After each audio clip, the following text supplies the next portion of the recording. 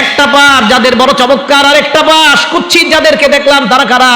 ডুব দেওয়ার পর তারা সুন্দর হয়ে যায়। কই ইয়া রাসূলুল্লাহ, এরা তারা আল্লাযীনা খালাতু আমালান সলিহাও ওয়া আখারা সাইয়্যিআ, যারা দুনিয়ার মধ্যে নেকির কাজ করত, খারাপ কাজ করত, ঈমান হওয়ার কারণে তারা জান্নাতি। হ্যাঁ, তবে নেকির কাজ করার কারণে তাদের এক পাশ বড় চমৎকার, খারাপ কাজ করার কারণে আরেক পাশ বড় খারাপ। ইয়া রাসূলুল্লাহ, এই মানুষগুলা ওই নদীর মধ্যে ডুব দেওয়ার পর আল্লাহ তাদের প্রতি সন্তুষ্ট হয়ে তাদের পুরা শরীরটাকে আর চেহারাটাকে কমপ্লিট সুন্দর বানায়া দেয়। এই কথা বলার পর আল্লাহ নবী বললেন, তোমরা দুইজনকে, এই যে আমার সারা রাত তোমরা এইগুলা দেখাইলা, তোমরা দুইজনকে, ওই দুইজন কয়, আমি হলাম জিবরাইল আর এই হলো মিকাইল, আর আপনি হলেন মুহাম্মদুর রাসূলুল্লাহ সাল্লাল্লাহু আলাইহি ওয়াসাল্লাম। এই জিনিসগুলা আমরা আপনাকে দেখাইলাম।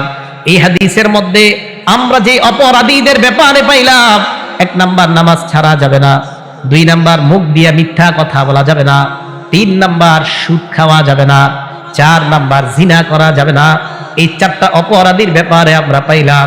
7 নাম্বারে আরেকটা পাইলাম, যেই ব্যক্তি নেকির কাজ করে আবার বদির কাজ করে, তার অবস্থাটা এক পাশ হবে খারাপ আর এক পাশ ভালো।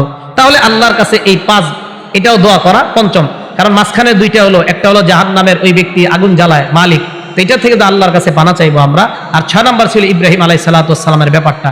এই 5 আর 6 বাদ দিলে থাকে আরো 5টা। প্রথম 4 অপরাধী, আর শেষেরটা ভালো কাজও করেছে, নেকির কাজও করেছে। আল্লাহ আমাদের সকলকে শুধু বেশি নেকির কাজেই যেন করতে পারি, বদির কাজ, খারাপ কাজ যেন আমরা কখনো না করতে পারি, আল্লাহ তৌফিক দান করেন।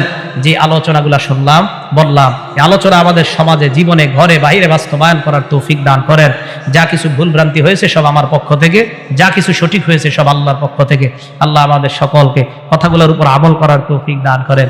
আমিন। ওয়া আখিরু দাওয়ানা আনিল হামদুলিল্লাহি রাব্বিল আলামিন। আসসালামু আলাইকুম ওয়া রাহমাতুল্লাহি ওয়া বারাকাতুহু।